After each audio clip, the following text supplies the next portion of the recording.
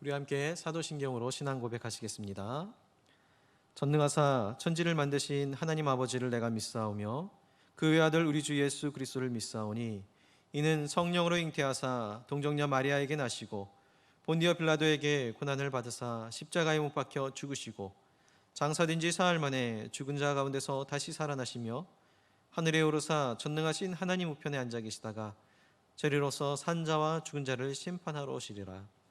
성령을 믿사오며 거룩한 공회와 성도가 서로 교통하는 것과 죄를 사하여 주시는 것과 몸이 다시 사는 것과 영원히 사는 것을 믿사옵나이다. 아멘. 찬송가 420장 너 성결케 위해 함께 찬송하시겠습니다. 찬송가 420장입니다.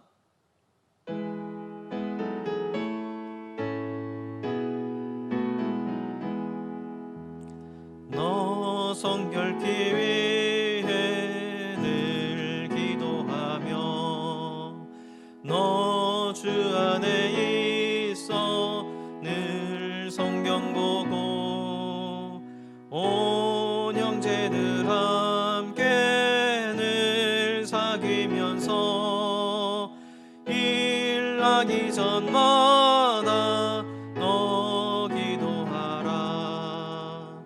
너 성결케 위해 내 머리 숙여 저 은밀히 계신 내 주께 빌라. 주 사귀어 살면 주 닮으리니 널 보는 이마다 주 생각하리.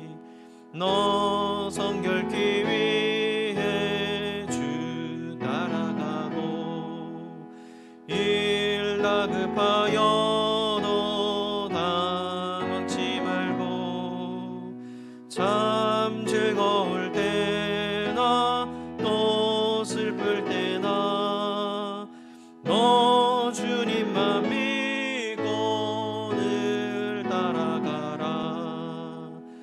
너 성결케 위해 늘 기도하며 내 소원을 주께 다 맡기어라. 너 성령을 받아 주 섬겨 살면 저 천국에 가서 더 잘 섬기리. 우리 함께 보실 말씀은 출애굽기 28장입니다. 출애굽기 28장 1절에서 14절까지의 말씀 함께 보시겠습니다.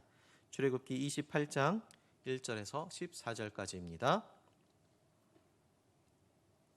제가 봉독해 올리겠습니다.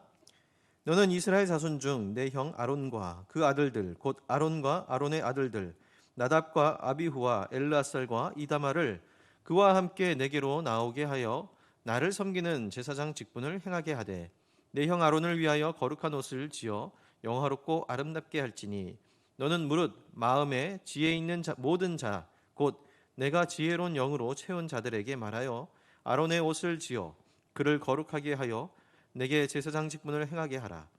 그들이 지을 옷은 이러하니 곧 흉패와 에봇과 겉옷과 반포 속옷과 관과 띠라. 그들이 내 형 아론과 그 아들들을 위하여 거룩한 옷을 지어 아론이 내게 제사장 직분을 행하게 하라. 그들이 쓸 것은 금실과 청색, 자색, 홍색 실과 가늘게 꼰 배실이니라.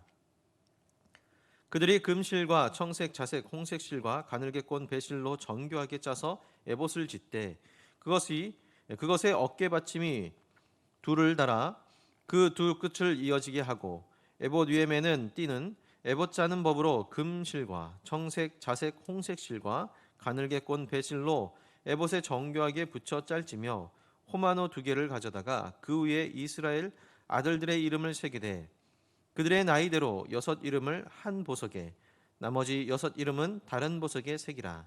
보석을 새기는 자가 도장에 새김같이 너는 이스라엘 아들들의 이름을 그 두 보석에 새겨 금태에 물리고 그 두 보석을 에봇의 두 어깨 바지에 붙여 이스라엘 아들들의 기념 보석을 삼되 아론이 여호와 앞에서 그들의 이름을 두 어깨에 메워서 기념이 되게 할지며 너는 금으로 태를 만들고 순금으로 노끈처럼 두 사슬을 닦고 그 따은 사슬을 그 태에 달지니라. 아멘. 오늘 말씀은 하나님은 아론을 대제사장으로 또 그 아들들을 제사장으로 삼으시고 그들에게 입힐 옷을 알려주십니다. 먼저 대제사장의 에봇을 설명하는 장면을 우리가 살펴보겠습니다. 이제 성막 관리의 책임 그리고 성실히 그 직무를 사역할 제사장들에 관한 말씀인 것으로 우리가 볼 수가 있죠. 1절 하반절에 보시면 하나님께서 아론과 또 그 아들들을 제사장으로 세우신 목적이 나옵니다. 그것은 바로 하나님을 섬기게 하기 위함이었습니다. 이 사실은 3절과 4절에서도 거듭 강조되어 나오고 있죠. 그렇습니다. 하나님께서 아론과 그 아들들을 제사장으로 세우신 것은 그들로 하여금 하나님 당신을 섬기게 하기 위함이었습니다. 이것은 하나님께서 오늘날 우리에게 직분을 맡기신 이유이기도 합니다.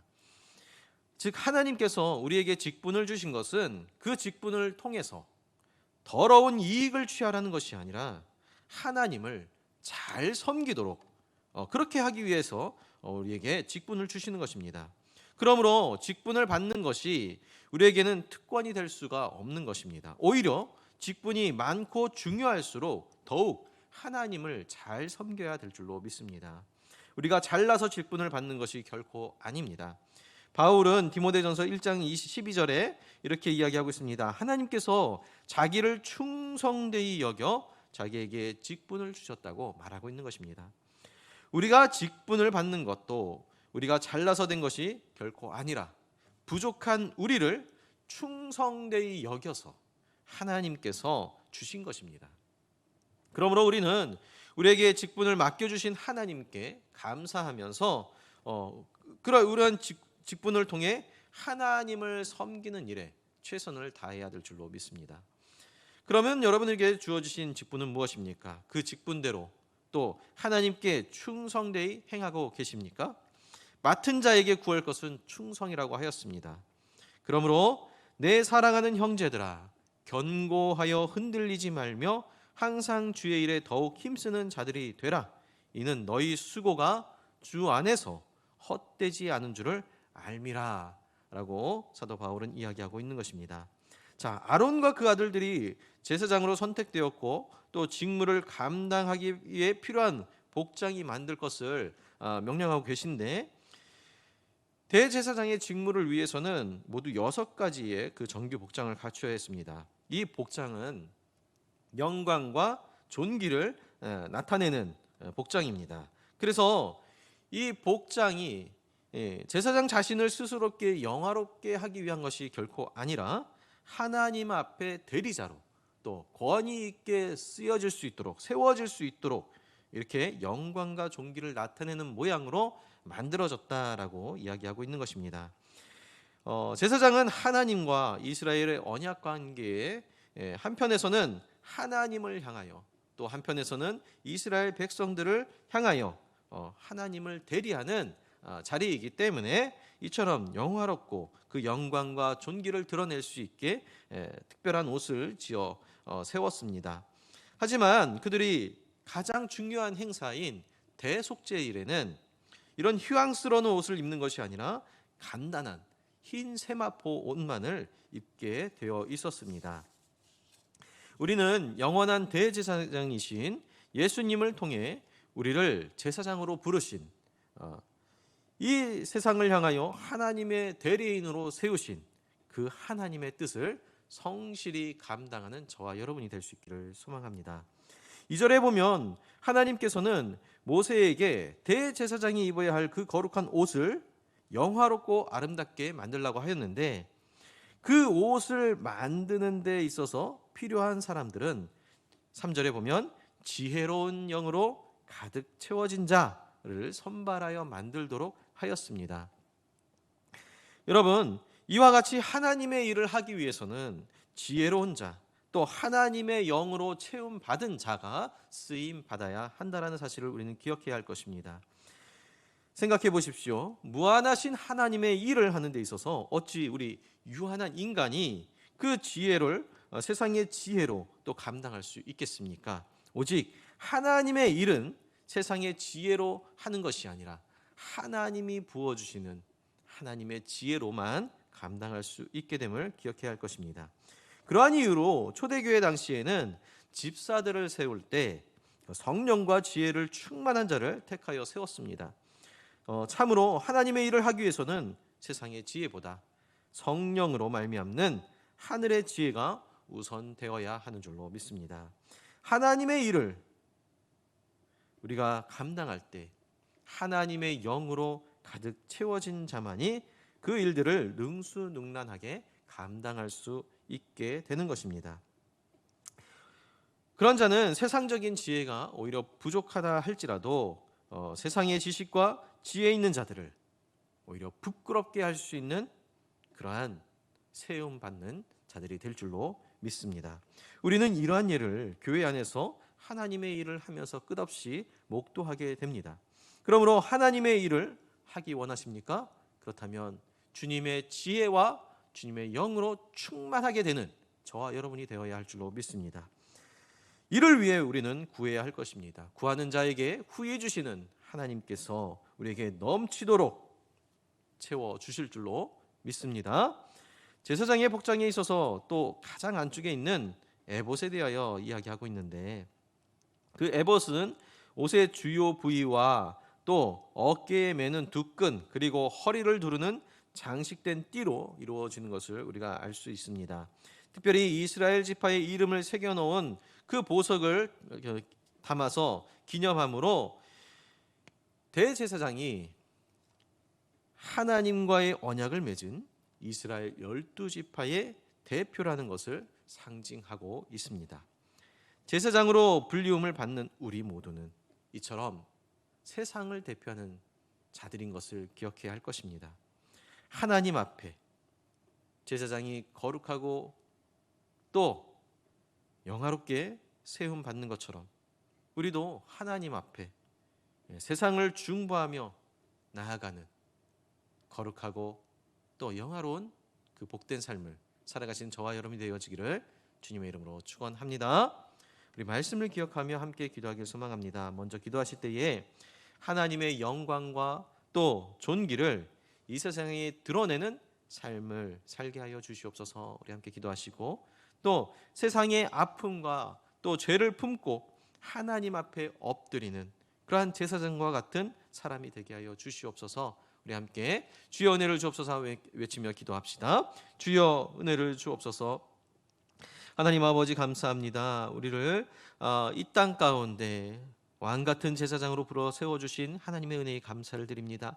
주님, 우리를 영화롭고 존귀롭게 세워주실 줄로 믿습니다. 그 일들을 위하여 주님께서 우리에게 지혜를 부어주시고 또한 하나님의 귀한 성령을 허락하여 주셨어 주의 성령의 충만함으로 이 땅 가운데 주의 거룩함을 나타내며 살아가는, 주를 위하여 이 세상을 위하여 중보하며 살아가는 주님의 백성 되게 하여 주실 줄로 믿습니다. 주님, 우리의 입술, 우리의 마음, 우리의 생각, 우리의 행색과 또 아버지 우리의 겉모습과 우리의 속사람이 모두 주님이 기뻐하실 거룩한 자리, 또한 거룩한 행실과 거룩한 삶을 살아갈 수 있도록 주님 역사하여 주시옵소서. 주님께서 맡겨주신 일들을 감당하기 위하여 주님의 지혜를 구합니다. 주님의 도우심을 구합니다. 아버지, 우리에게 주의 성령으로 충만케 하여 주셔서 결코 내 생각, 내 뜻대로, 내 기준대로 세상의 그 문화대로 아버지 결정하고 행하는 것이 아니라 하나님께서 기뻐하실 일들, 하나님께서 즐거워하실 일들, 하나님께 영광 돌리는 일들을